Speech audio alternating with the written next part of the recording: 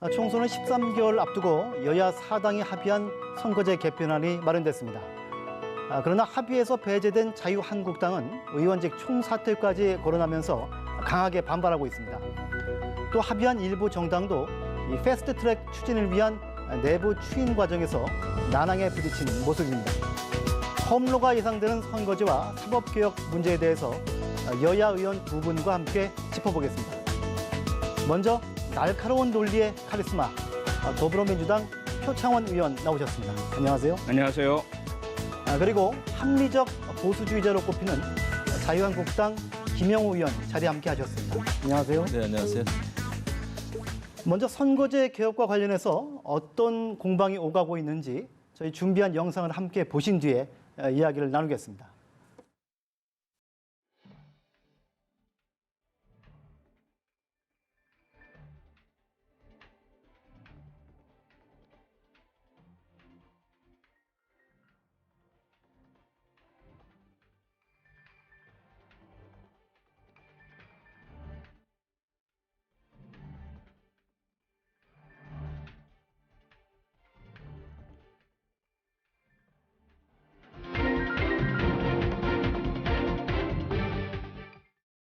먼저 이 시점에서 이 선거제 개편이 왜 필요한 건지, 그리고 선거의 룰을 정하는데 과연 이 제1야당을 제외하고 이 패스트트랙으로 가는 것이 적절한지부터 한번 이야기를 나누겠습니다. 여당부터 한번 말씀해 주시죠. 네, 정치와 국회에 대한 국민의 신뢰가 높다면 정치개혁 필요 없습니다. 하지만 신뢰도 바닥이고요. 그 이면에는 거대 양당 패권이 도사리고 있죠. 둘이 싸우느라고 하는 일 하나도 없고요. 또 두 양당은 지역을 기반으로 합니다. TK냐 호남이냐. 그래서 해당되는 지역에서는 해당되는 정당에서 누가 나오든 다 당선될 수밖에 없는 구도다. 그러다 보니까 국회의원에 대해서 우리 지역 누구인지도 모르는 분도 많으시고 국회의원들이 제대로 된 역할을 하지 않거나 사고를 많이 치는 경우도 많죠. 이 문제를 해결하기 위해서 사표를 방지하고 다당제를 유지하고 지역에서의 특정 정당 패권을 막고 그러면서 가치를 중심으로 하는 지역 기반이 아닌 그런 정의당, 바른미래당, 민주평화당 같은 정당들이 계속해서 존속할 수 있도록 하는 그런 방식으로 만들기 위해서 선거제 개혁 꼭 필요한 것이죠. 근데 패스트트랙으로 갈 때 이 제1야당인 한국당을 빼고 가는 것에 대해서는 한국당이 굉장히 강하게 반발하고 있는데요. 그 부분은 어떻게 보세요? 부담이 크고 사실 이건 게임의 룰이니까 당연히 참여자 모두가 함께 참여해서 토론하고 합의해서 결정하는 것이 맞습니다. 그런데 문제는 내년에 바로 4월에 총선이 있게 되는데 총선을 치르기 위해서 새로운 룰을 적용하려면 시한이 있거든요. 그래서 이번 3월 내에 합의가 이루어지지 못한다면 거의 내년에 총선 치를 때는 새 룰로 못한다는 문제가 있고요. 그래서 지난해 12월 15일 날 모든 정당이 다 서명 합의를 했지 않습니까? 연동형 비례대표제를 구체적으로 도입한 방안을 논의한다. 그리고 정개특위의 결정에 따른다. 정개특위가 계속 진행되고 있는데 그 시한 내에 결정되지 못한 상황이 되어버렸어요. 그러다 보니까 국회법에 보장된 패스트트랙이라는 최장 330일 동안 숙성을 시켜놓으면 본회의에 부의할 수 있는 이 제도에 일단 선거법 개정안 자유한국당을 제외한 정당들이 합의한 안을 올려놓고 그 사이에 330일이라는 시간 동안 다시 자유한국당이 참여하셔서 모두 합의를 이룰 수 있다면 그때는 합의한 안으로 통과시킬 수 있다는 것이죠. 김 의원님 하신 말씀 있으실 것 같은데요? 네, 우리 표 의원님께서 길게 말씀하셨는데 사실 이번에 자유한국당을 배제하고 여야 사당이 패스트트랙의 선거제를 태웠죠. 그런데 사실 여당 민주당의 속셈은 연동형 비례제 있지 않습니다. 사실은 공수처 법안하고요. 검경 수사권 조정과 관련된 법안이죠. 공포 정치를 통해서 집권 연장을 하겠다고 하는 플랜입니다. 거기에 야당, 바른미래당, 정의당, 그다음에 민주평화당이 들러리를 섰는데 결국은 이렇게 합의된 사안도 바른미래당, 민주평화당 당내에서 지금 굉장히 집안 싸움 하고 있지 않습니까? 추인받기가 어려워요. 당론으로 해결되기가 어렵습니다. 그리고 지금 이제 민주당 대표이신 이해찬 대표께서 30년 집권 연장하겠다. 이런 말씀을 많이 하셨어요. 최근에는 100년까지도 하겠다 그럽니다.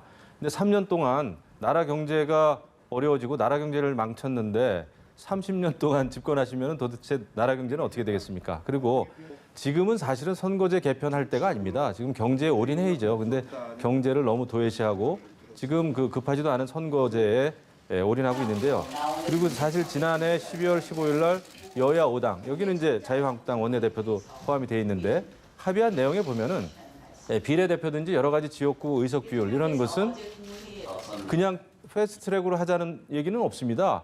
정개특위 합의에 따른다 이렇게 2번 조항에 크게 못 박았어요. 그런데 이번에 말씀하셨지만은 선거제도라고 하는 것은 게임의 룰입니다. 우리는 같은 선수예요. 그런데 제일 야당을 배제하고 강제 입법을 하겠다고 하는 것은 집권 연장을 위한 반의회 민주주의 폭거다 이렇게 우리는 규정을 하고 있습니다. 좀 강한 표현을 사용하셔서 뭐 저희는 집권 연장의 꿈은 있겠죠. 누구나 다 있잖아요. 저보고 합리주의적인 보수주의자라고 그래서 제가 사실 말을 많이 자제하고 있습니다. 뭐 집권하지 않겠다는 정당은 정당이 아니지 않습니까? 그건 저희들이 이제 목표로 삼는 것이지만 저희들이 잘못하면 당연히 국민이 다른 당을 선택을 하시는 거죠. 그리고 획책이나 음모 전혀 없습니다. 그리고 이러한 선거법 개정안은 저희가 요구하는 것이 아니라 김용호 의원님도 잘 아시지만 우리 정의당, 민주평화당, 바른미래당, 소수정당 이 선거제 하에서는 존립하기 어려워지는 양당, 거대 양당의 대결 구도와 지역 구도로 들어가 버리면 다음 선거에서도 상당히 어려움에 처할 수밖에 없는 그 정당들이 흡수되지 않겠다. 이제는 과거처럼 정계 개편 뭐 이렇게 해서 보수 진보로 양으로 나뉘어서 마음에도 안 맞는데 거대 정당의 당선을 위해서 들어가는 거 안 하겠다. 독자성을 유지하겠다. 그거 존중해줘야 되지 않겠습니까? 제가 한 가지 좀 여쭤보고 싶은 게 있어요. 네, 사실 민주당은 초기에는 연동형 비례제에 대해서 그렇게 적극적이지 않았습니다. 굉장히 소극적이었다가 어느 날 갑자기 연동형 비례제를 이제 강력하게 제의하고 이렇게 나오시면서 근데 결과를 보면은 연동형 비례제도 아니에요. 연동형 그 비례율을 50%로 대폭 낮췄습니다. 반으로 낮췄고 거기다가 석패율 제도 또 권역별 비례제라고 하는 제가 사실 이 합의문 이렇게 읽어봤어요. 3페이지 정도 되는데 야, 국회의원인 저도 정말 이해하기 어려운 아주 복잡 미묘한 이 선거제도 사실은 누더기 법안입니다.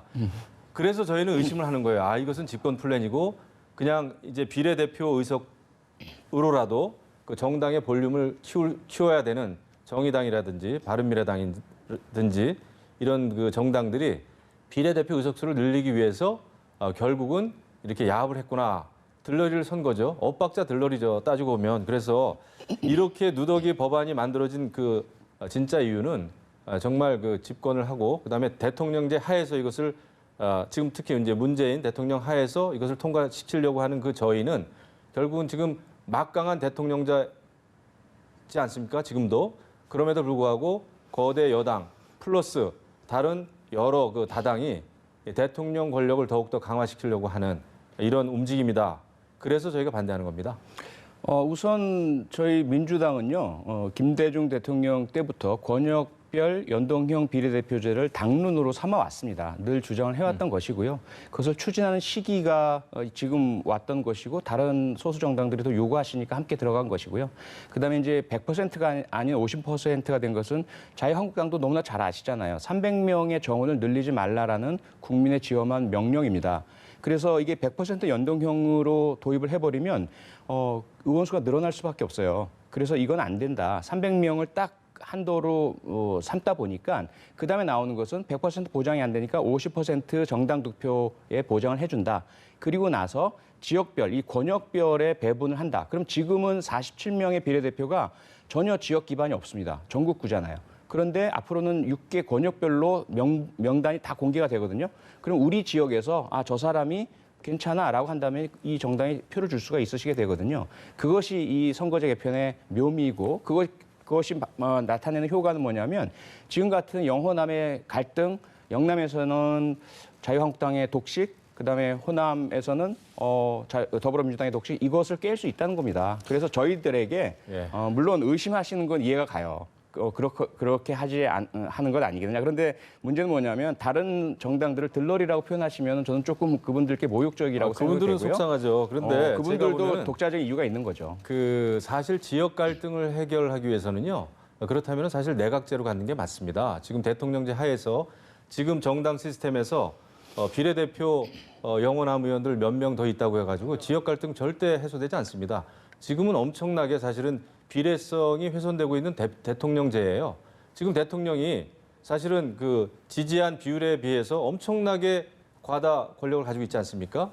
이것을 고치기 위해서는 사실은 권력 분점을 하기 위해서는 내각제로 가는 게 맞고 내각제 하에서의 연동형 비례제 그것은 거의 완벽하죠. 하지만 지금 굉장히 대통령이 모든 권력을 가지고 있는 상황에서 거대 여당이 어떻게 보면은 소수 야당에게 비례대표 그냥 몇 석 떡고물식으로 주는 식으로 해가지고는 절대 지역 갈등 해소가 안 됩니다. 자, 과거에도 영원한 비례대표 의원들이 서너 명씩 있었어요. 하지만은 비례대표의 성격은 지금 현재 비례대표 의원님들을 제가 폄훼하는 게 아니라요. 대부분 당론이나 당의 그런 논리에 충성할 수밖에 없는 구조입니다. 그렇게 되면은 뭐냐? 유권자들이 국민들이 직접 뽑지 않은 많은 수의 비례대표들이 오히려 당 총재나 당 대표에게 충성하는 아주 왜곡된 형태의 그런 그 정당 구조를 가져오게 되는 것이죠. 그렇기 때문에 우리가 반대하는 것입니다. 그래서 바꾸자는 거죠. 지금의 비례대표는 전혀 지역 기반이 없고 국민이 직접 뽑지 않기 때문에 권역별 비례대표제로 하면 바로 그 지역 권역을 대표하게 됩니다. 두 번째, 의원 내각제는 총리가 국민이 직접 뽑지 않습니다. 국민이 직접 뽑지 않은 사람이 국가 전체를 행정 수반으로 다스리게 된다는 것이고요. 그다음에 그 사람이 임명하는 장관들, 의원들 중에 장관을 임명할 거 아니겠습니까? 그러면 그 장관 임명될 사람들이 당수인 수상을 눈치를 볼 수밖에 없는 거죠. 더더군다나 원래 의원 내각제를 누가 주장을 했습니까? 4.19 혁명으로 이승만 정권 무너진 다음에 장면 정권 들어섰을 때 의원 내각제를 도입을 했었습니다. 그런데 쿠데타가 일어났죠. 그래서 박정희 장군이 대통령제를 도입하면서 의원내각제가 무너졌습니다. 그 이후로도 줄곧 의원내각제를 주장했던 것은 민주당 계열의 야당들이었어요. 그런데 지금 와서 다시 의원내각제를 주장을 하시는데 좋습니다. 얼마든지 좋고요. 그 권력구조 개편에는 다 동의가 된 바하고 개헌하자고 했지 않습니까? 순서가 있잖아요. 일단은 선거제부터 내년 총선에 들어서는 다당제 확립해서 우리가 의원내각제를 할 수 있는가, 국민의 신뢰를 얻을 수 있는가, 이 국회에 행정부까지 맡길 수 있는가, 이런 신뢰를 획득해야만 그 다음에 의원내각제로의 권력구조 개편을 갈 수 있는 것 아니겠습니까? 지금 정치인들이 특히 이제 국회의원이죠. 국회의원들이 국민의 신뢰를 얻지 못하는 것은 선거제도 때문이 아닙니다. 지금은 있는 법도 지키지 않고요. 지금 또 검찰 권력, 경찰 권력이 지금 현재 법 절차대로 특히 살아있는 권력에 대해서 제대로 수사를 못하고 있어요. 오히려 이런 것이 문제지 지금 뭐 연동형 비례제, 특히 지금은 사실 순수한 연동형 비례제는 독일하고 뉴질랜드밖에 없습니다. 순수한 그 연동형 비례제는 거긴 또 다 내각제예요. 그럼에도 불구하고 지금 문 정권은 무조건 지금 과거 정부를 적폐로 몰아가지고 이렇게 그 과거 정부 인사들을 굉장히 힘들게 하는데요.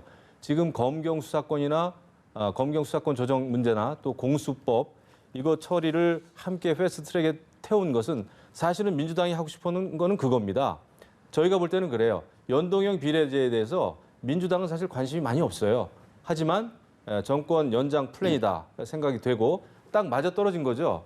그 정의당 이런 정당은 뭡니까? 비례대표제가 한 25석, 30석 넘어가면 이제 원내 교섭단체가 되는 거예요. 그 30석, 40석 되는 그런 그 정당이 지역구에서 당선되는 것이 아니라 유권자들이 검증에 의해서 투표한 것이 아니라 당대표 마음대로 정말 그 대거 국회에 입성한다면은 이것은 시민단체의 정당화입니다. 그냥 아무런 검증받지 않는 시민단체 많은 사람들이 국회에 그냥 들어가는 거예요. 그렇게 되면은 대통령제 하에서 원내 교섭 이루어질 수 있을까요? 저는 제가 염려하는 것은 다당제 좋습니다. 하지만 저희 나라 같은 이런 정치 상황에서는 그런 다당제가 순수한 다당제가 아니라 극단적인 이념에 치우친 또는 극단적인 종교 집단 이런 사람들이 그냥 국회에 들어와 가지고 저는 대한민국 정말 이상한 나라 만들 수 있다 이렇게 생각합니다. 그 말씀이 물론 시민단체 네. 모두를 제가 폄훼하는 것이 아니라 폄하하셨어요, 극단적인 지금. 것은 네. 극좌든 극우든 예. 저는 문제가 있다 이렇게 생각합니다. 그분들은 시민단체 하는 게 맞아요. 두 분 의원님 이제 네. 뭐 충분히 저 이해를 하겠고요. 네. 지금 이렇게 옥신각신하고 있는 상황인데 네. 과연 이번에 선거제 개편이 네. 제대로 될 수 있겠습니까? 총선에 어차피 적용하려고 지금 하시는 거 아니에요? 그럼요. 제대로 돼야 하고요. 언제 옥신각신 안 한 적 있습니까? 자유한국당, 더불어민주당 늘 옥신각신이고요. 그러다가 어쨌건 합의에 도달하게 됩니다. 어떤 형태의 합의일지는 모르겠지만 그 합의에 도달할 수 있게 하기 위해서도 일단 패스트트랙에 올려놔야만 이 대화가 되는 거예요. 북한과 미국 같은 경우에도 그냥 대화가 됩니까? 비핵화와 경제개방이라는 서로가 원하는 게 있고 가만히 있으면 안 되겠고 북한이 지금 경제 제재에 몰려서 더 이상 못 견디니까 합의의 틀로 대화의 틀로 나왔잖아요. 자유한국당도 더 이상 못 견디게 만들어 드리기 위해서 저희가 패스트트랙에 올린 겁니다. 합의라는 거는 선의로 해야 됩니다. 자발적으로 해야 됩니다. 그런데 선의죠. 네. 고소고발 법적인 조치 먼저 취해놓고 당사자 간에 쌍방 간에 합의해라 그러면 합의 안 됩니다. 그리고 제가 20대 국회 지난번에도 5석인가 6석 지역구 줄이는데 합의가 안 돼가지고 16개월인가 걸렸어요. 그런데 지금 무려 28개의 의석을 줄이면은 대한민국 지역구가 어떻게 되겠습니까? 지금도요, 서울의 7배, 8배 되는 면적으로 따져서 그런 지역구가 있고 저만 해도 포천 가평은 서울의 3배입니다. 그런데 28석 지역구를 또 줄이잖아요? 저는 2개, 3개 시군이 또 붙어야 됩니다. 그러면은 지역구 대표로서의 의정 활동을 하는 게 불가능해집니다. 근데 우리가 사실은 지금 그 선거제도가요, 지역구 의원만으로 안 되겠다 해가지고 그래도 오랜 세월 동안 그런 그 약점을 보완한 제도가 지금의 제도입니다. 지금 비례대표가 적은 게 아니에요. 근데 이것을 28석을 또 비례를 늘려가지고 75석으로 하자는 거 아닙니까? 그러면은 굉장히 기형적인 비례대표만으로 이루어진 정당이 많이 생기면은 이것은 기형적인 거예요. 많이 생길 수가 없고요. 민주주의의 네. 본령인데 75석의 한개 내에서 4개, 5개 정당이 나누게 되기 때문에 절대로 많을 수가 없습니다. 아까 말씀하신 정의당이 35석 불가능합니다. 지금 시뮬레이션 돌려보면 한 16석에서 20석 사이로 예상이 돼요. 그 지지율이 어떻게 될지 모르겠지만 더더군다나 의원 내각제의 본질은 다당제입니다. 여러 당들이 서로 협의하고 연합정부를 구성하고 그런 것을 지금 부정하고 계신 거예요. 특정 당이나 다른 소수정당은 이념 정도로 몰아붙이시면서 자유한국당과 더불어민주당만 살아남자 이 말씀이잖아요. 의원 내각제에서의 옳지 않고요. 의원 내각제에서의 제가 일단 좀 말씀을 드릴게요. 자신들의 권력을 네. 추구할 수 있고 국민을 대의할 수 있지만 제 말씀 좀 들어주세요. 문재인 대통령 지금의 상황에서는 예. 다당제가 대통령을 비호하는 아마 그런 정당으로 전락할 알겠고요. 겁니다. 뭐 선거제 얘기만 하고 끝날 수는 없으니까 이제 김영우 의원님이 네. 이 패스트트랙의 진짜 의도라고 얘기하신 네. 이 사법개혁 문제 한번 얘기를 해볼게요. 예. 요즘 특히 그 몇 가지 이 권력형 사건이 부각이 되면서 이 사법개혁 문제가 더욱 관심을 받고 있습니다.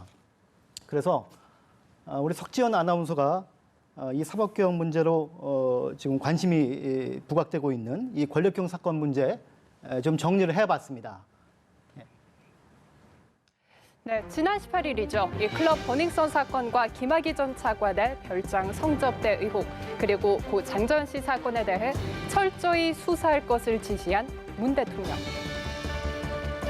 이 대통령의 지시가 있었던 바로 다음 날 법무부는 두 사건의 진상조사 기간을 2개월 더 연장한다고 발표했는데요. 현재 수사가 진행되고 있는 버닝썬 게이트와는 달리 김학의 전 차관과 고 장전 씨 사건의 경우 진상조사단의 활동 기한이 2주도 채 남지 않은 상황이었습니다. 두 사건의 조사 기간이 연장되면서 재수사 가능성까지도 제기되고 있는데요. 그런데 문제는 공소시효입니다. 이 두 사건의 재수사를 위해서는 공소시효가 남아있어야 합니다. 김 전 차관 사건은 특수 강간 혐의가 적용이 된다면 공소시효가 15년으로 문제되지 않을 거라는 게 대체적인 견해지만 고 장전 씨 사건은 강제추행이나 강요 등 주된 혐의 시효가 10년 이하로 이미 만료돼 재수사가 어려울 수도 있습니다. 또한 두 사건 모두 재수사 추진 과정에서 과거 수사 과정이 위법했거나 부실했던 정황이 나올 경우에 당시 수사 담당자들에 대한 책임 공방으로도 이어질 수가 있습니다. 문 대통령의 지시 후 두 사건의 조사 기한이 연장됐지만 재조사 과정까지는 여전히 해결해야 할 과제가 많을 것으로 예상됩니다. 사법개혁 문제 얘기하기 앞서서 지금 문재인 대통령까지 언급했던 이 세 가지 이 권력형 사건들, 일부는 지금 공소시효가 지나서 과연 수사를 하는 게 적절한가 하는 논란도 되고 있고요. 또 일부 사건의 경우는 사실상 한국당 황교안 대표를 겨냥한 게 아니냐는 그런 지적도 일각에서 나오고 있습니다. 이 문제부터 한번 얘기를 하고 넘어가죠. 말씀 한번 해주시죠. 네, 김학의 전 법무차관 사건 2013년 원주 별장 성접대로 불거지면서 국민들의 많은 관심과 그리고 분노를 자아낸 사건입니다. 피해자들이 숨지어 있다가 이 사건이 처리가 제대로 안 되니까 자신의 신분을 드러내고 나와서 검찰에 신고를 했어요. 이것은 성접대가 아니라 강간 사건이다. 내가 피해자다. 동영상이 공개가 됐고 그 동영상 속에서 정말 참담한 그런 성적인 문란 행위들이 보였음에도 불구하고 검찰은 수사를 주저하면서 누군지 모르겠다. 이래서 무혐의 처분을 내렸습니다. 이거 그대로 둬야 됩니까? 그 가운데 그 당시 왜 이 사건이 수사가 제대로 안 됐느냐를 이야기하다 보니 이 법무차관의 바로 윗사람인 법무장관이 황교안 법무장관이셨고 과연 그때 그것을 아셨느냐 모르셨느냐 혹은 수사 외압이 있었느냐 이 부분에 대한 이야기들이 논의가 되는 것이지 이게 특검이든 뭐 특임검사든 수사가 다시 이루어지게 된다면 본질인 김학의 차관의 행동과 그에 대한 수사 과정에 대한 것들이 파헤쳐지게 됩니다. 그래서 전혀 이런 정치적인 고려는 하지 않으셔도 될 것 같고요. 아울러 버닝썬 사건은 지금 당장 발생한 것이고 우리 현 문재인 정권의 경찰의 문제들이 많이 불거지고 있습니다. 저희들이 해결하고 깨끗하게 특히 피해자가 없도록 다 밝혀내고 진실 규명해야 할 것이고 경찰의 유착고리, 뇌물과 비리 이거 다 드러내야 할 사건 아니겠습니까? 장자연 사건 얼마나 많은 분들이 언급했으며 그 어린 20대의 배우가 그 한창 이제 꽃보다 남자라는 가장 인기 있었던 드라마에 출연까지 하고 계셨던 그 상황에서 스스로 목숨을 끊었다라고 지금 밝혀진 이러한 죽음을 맞이할 수밖에 없었습니다. 그 이면에 드러난 리스트에 보면은 대형 언론사의 뭐 사주 일가로 추정되는 그런 명단도 나오고 국회의원 명단도 나오고 그다음에 그 당시에 민정수석, 뭐 법무부 차관, 대검 차장을 했던 분도 거론이 되고 이런 사안인데 이걸 그냥 둬야 되겠습니까? 물론 장제연 사건에 앞서 언급하신 것처럼 강제추행죄는 공소시효가 10년입니다. 그런데 이미 돌아가신 게 2009년 3월 7일 날 돌아가셨기 때문에 그 이전에 행해졌던 범죄에 10년이 넘어간 상황이거든요. 하지만 다른 어떠한 범죄 혐의가 있을지 10년이 넘어간 공소시효가 있는 범죄 혐의가 있을지도 모르는 것이고요. 일단은 해봐야 아는 것입니다. 그래서 이 사건만큼 그냥 간과할 수가 없다. 요 문제는 우리 김 의원님 말씀만 듣고 공방을 하지 않고 이제 사법개혁 본론 넘어가겠습니다. 네, 감안해서 말씀하시죠. 얘기하겠습니다. 예. 그 문제는요, 특권층의 부패, 범죄, 비리 이거 밝혀져야 됩니다. 저도 원하고 있고 우리 당도 원하고 있습니다. 그것은 뭐 시공을 초월해야죠. 하지만 문제는 지금 사실 이 사건의 발달은 지금 세 가지 사건이 나오지 않았습니까? 김학의, 장제연, 버닝썬. 사실은 버닝썬 이 사건이 최근의 사건이고 사실 여기에는 이제 윤총경이라고 하는 노무현 대통령 때 청와대 또 문재인 대통령 때 청와대에서 근무했던 윤총경이 이제 등장을 했죠. 버닝썬. 발음도 안 되네요. 그런데 대통령이 직접 세 가지 사건을 얘기를 하면서 철저한 검찰의 수사를 지시했습니다. 만약에 현직 검찰들이 어떻게 생각할까요? 검찰들은 살아있는 현 정권에 대해서 눈치를 보지 않을 수가 없습니다. 이런 상황에서 지금 이제 문 정권이 정말 그 과거 청산, 과거 정부 인사들을 적폐로 몰아가지고 이렇게 강하게 지금 검찰 수사하고 있는 이런 와중에 이 세 가지를 대통령이 철저하게 수사하라 하면은 검찰이 어떤 사건을 열심히 수사하게 될까요? 저는 버닝썬보다는 김학의 장자연 사건에 치중할 것이다 이렇게 생각합니다. 충분히 그런 그 정치적으로 그렇게 움직일 가능성이 큽니다. 우리가 드루킹 사건에서도 드러났고요. 그다음에 여러 가지 지금 뭐 김태우 사건이라든지 신재민 사건이라든지 이런 현 정권에서 발생한 사건들에 대한 아주 소극적인 검찰이나 경찰의 그런 수사 행태를 보면 우리는 충분히 미로 짐작을 할 수 있단 말이죠. 그렇기 때문에 이것은 굉장히 정치적인 대통령의 잘못된 수사 가이드라인이다. 이렇게 생각을 하는 겁니다. 저는 저희 당에서도 그렇고요. 이거 전부 다 특검하자 이겁니다. 우리는 못 밝힐 것이 없어요. 우리 당은 떳떳합니다. 그리고 우리는 많은 얘기를 들었는데 더더군다나 최근에 자유한국당의 당대표가 된 그 황교안 당대표를 굉장히 좀 이렇게 흠집내기 위한 정치적인 그런 가이드라인 아니냐 이런 의심을 할 수밖에 없는 거예요. 왜냐하면 출발이 버닝썬이었는데 김학의, 장자연 이 사건 지금 지금 이렇게 언론에 보도가 되는 순서를 보면 그렇습니다. 그래서 우리는 의심할 수밖에 없다 이런 생각을 합니다. 하여튼 요 문제는 표 의원님이 좀 참아주셔서 감사하고요. 지난 이슈도 참았습니다. 예. 이제 그 사법개혁 본론으로 넘어가죠. 이 공수처 신설하고 검경 수사권 조정 문제는 벌써 한 20여 년 끌어온 사안 아닙니까? 여야 사당 간에 이제 이 패스트트랙을 하자 원칙적인 합의가 됐는데 한국당과는 좀 입장차가 큰 것 같아요. 여당으로서는 반드시 이번에 이 문제 해결하겠다는 지금 각오시죠? 그렇습니다. 사실상 여당으로서는 불리한 개혁 아니겠습니까? 말씀하신 것처럼 검찰이 대통령 말을 잘 듣는 조직이라면 뭐하러 공수처를 만들겠으며 검경 수사권 조정을 하겠습니까? 강한 검찰, 수사권, 기소권, 기소 독점권, 기소 재량권 다 가진 검찰만 쥐고 흔들면 과거에 이명박 정권, 박근혜 정권, 전두환 정권, 박정희 정권에서 했던 것처럼 야당 탄압하고 뒷조사하고 없는 죄도 만들어 씌우고 감옥 보내고 얼마든지 할 수 있어요. 우리는 그거 안 하겠다는 거잖아요. 계속 말씀드렸고 지금 우리가 여당일 때 우리의 권력에 손을 놓겠다. 검찰에 집중된 권력 분산하겠다. 그리고 우리를 포함한 장차관 그리고 판사, 검사, 군 장성, 청와대 고위 공무원들 이 사람들 모두 집중 수사하는 공수처 만들겠다. 그 개혁하겠다는데 왜 반대하시는지 저는 이해를 못하겠습니다. 거기에 이해할 수 있는 하나의 코드는 뭐냐면 다음에 우리가 집권해서 마구 휘두를 권력을 왜 지금 분산시켜 놓고 힘없게 만들어? 이거밖에는 이해할 수 있는 이유가 없어요. 그래서 의심하지 마시고 그리고 공수처장 임명 방법에 있어서 정치적 균형 잡고요. 누구도 일방적으로 임명하지 못하도록 만들지 않습니까? 만약에 의심스러우시면 합의 과정에 참여하셔가지고 또 다른 요구를 하셔서 중립적인 방안 만들도록 노력하면 되는 것이거든요. 저희가 볼 땐 안 하셨으면 좋겠습니다. 지금 저희가 볼 땐 그렇습니다.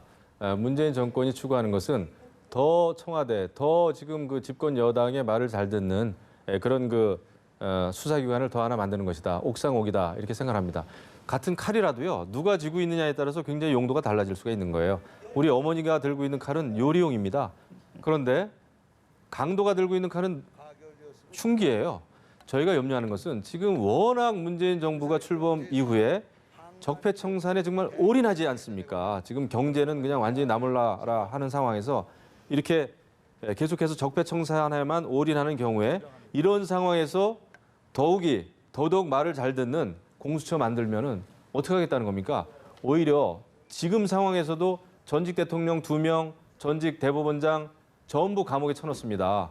이런 상황에서 공수처까지 만들면 저는 이것은 정말 공포 정치의 시작이다. 이제 남은 것은 야당 의원 탄압하겠다는 얘기밖에 안 됩니다. 그래서 공수처 저도 사실은 지난 18대 때 찬성했어요.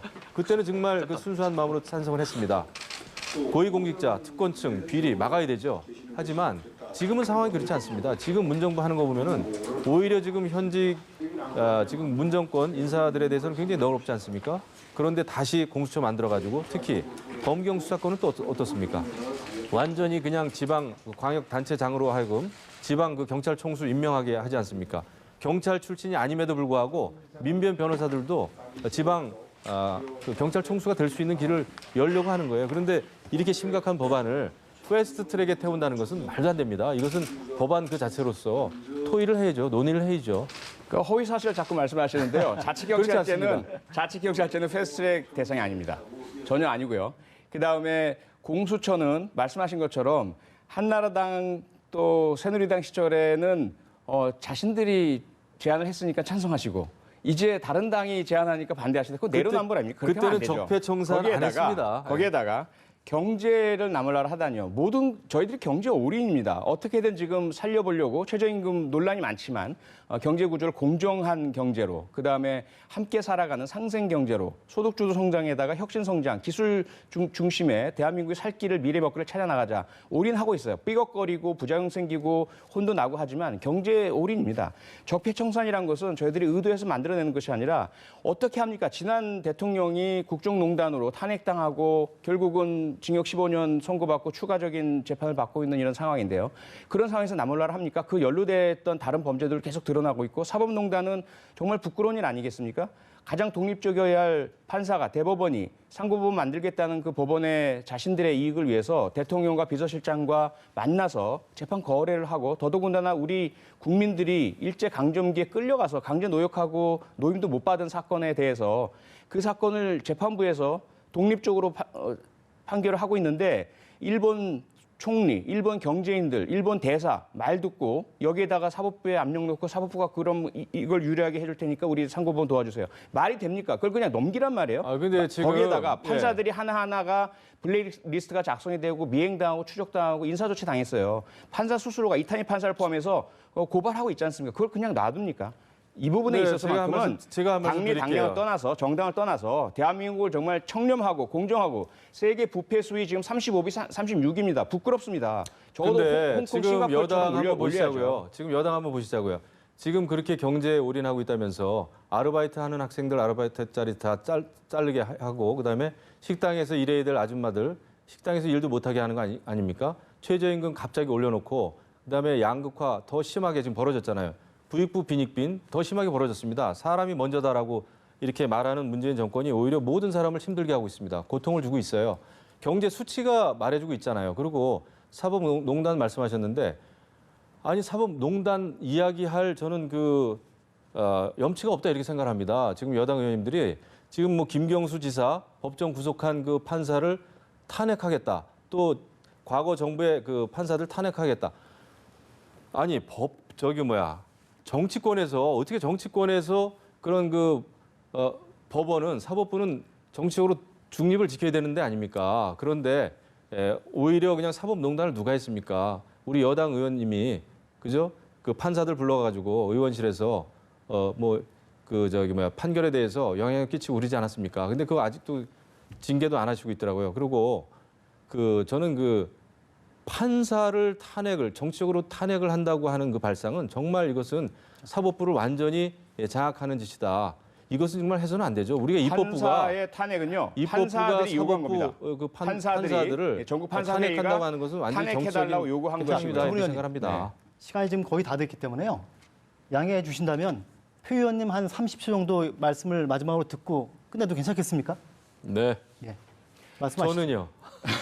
많이 말씀하셨으니까. 15초 시합시다. 네, 대한민국 정말 우리 선조들 선배들의 희생과 땀과 눈물로 여기까지 왔습니다.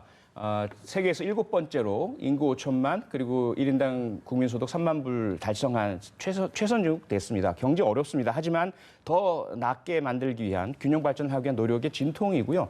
그리고 한 가지 아쉬운 거는 여전히 대한민국은 고도성장, 압축성장의 폐해 부작용으로 경쟁이 너무 심하고 부정부패가 심각합니다. 이거 해소해야 합니다. 공정한 대한민국 돼야하고 누구도 억울하지 않아야 합니다. 돈 있다고 힘 있다고 죄 짓고도 벌 안 받고 힘없고 약하면 죄 안 짓고도 벌 받는 건 이거 끝장내야죠. 그것이 공수처와 검경 수사권 조정의 필요성입니다. 10초만 말씀하세요. 예. 문재인 정부는 사람이 먼저다 이렇게 말씀을 하셨죠. 그다음에 촛불 혁명을 또 입만 떼면 얘기를 합니다. 정말 그렇습니다. 우리는 과거 정부보다 더 잘해주기를 간절히 바라는 마음이에요. 그렇기 때문에 어려운 사람들을 위해서 경제 정책 잘 써달라는 겁니다. 하지만은 전 국민을 대상으로 실험을 잘못했다면은 그거 수정해야 됩니다.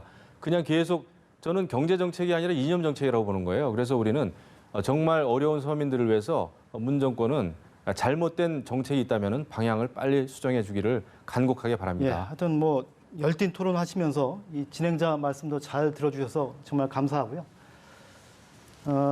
아마 오늘 토론 시청자 여러분의 이 어려운 선거제와 사법개혁 문제의 이해를 돕는데 크게 아마 도움이 됐을 것이라고 생각을 합니다. 자, 오늘 두 분 말씀 감사합니다. 고맙습니다. 감사합니다. 감사합니다.